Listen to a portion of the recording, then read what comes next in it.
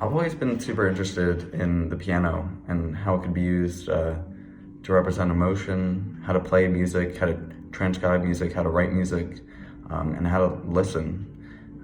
It has one of the biggest ranges of any instrument. It can play super low and super high. It has 7 octaves of keys.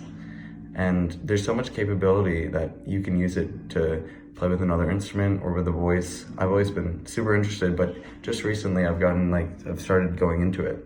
In the beginning, I played the tuba and I played flute and cello, which they all require one line of music. You only need to read one line of music. So I would start off, and when I started off, I was just learning the basics like dynamics, how to read each note, and which note corresponded with the letter. And honestly, it wasn't that interesting. That's the basis that you need. So like I would play just,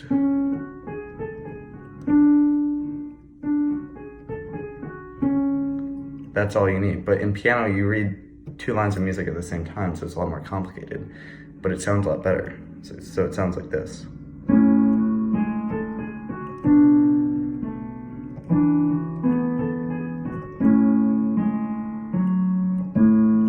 So there's stuff on my left hand and stuff on my right hand, and it's just, you have to understand how to play different rhythms at the same time, which honestly for me, that's probably the most complicated part. And I started taking lessons senior year with my tuba instructor because he knew piano and I was like interested. But starting out, I just played scales, and I wasn't into that. It's just how to get to the basics. So I kind of got turned off a little, but I still wanted to learn. So scales like pretty easy. It just like, that's just what I learned.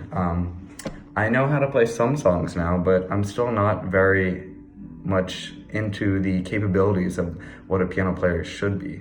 I wish I had gotten into it sooner, and I'm so interested in how it can be used for music therapy and all the capabilities that the piano has, because it's very smooth in that each note is exact.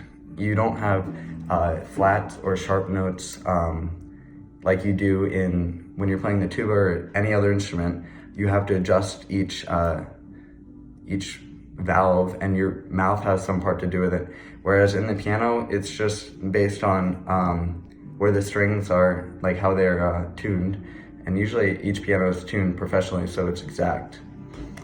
When I'm studying how the piano fits in a society and how it could relate to sustainability, I don't see there being any difficulties. I'd like to learn a lot more. I know some of the history, like it used to be called a pianoforte because it could play loud and soft, which I think is a really good name, but it's shortened to piano. I don't know much about the piano, but I would like to learn a lot more. I've listened to it in our music when I played in high school, and it sounds really good with everything. I think that's one of the reasons that I'm drawn to it. Like, you can play almost anything on the piano. It's hard to like move it around, so that's a limiting factor. But yeah, overall, I'm really interested to learn more about how it could be related to sustainability and how it could be used to help people. I think it's really cool. Right now, I'm learning how to play Ophelia by Lumineers, and right now I learn on YouTube because that's the easiest place. I'm not much looking at the music, it's just understanding where to put my hands, because it's a lot harder to play from music than to play from a video. So yeah, that's why I'm interested in piano and why I think this is a great way to understand how it can be used and how it relates to sustainability.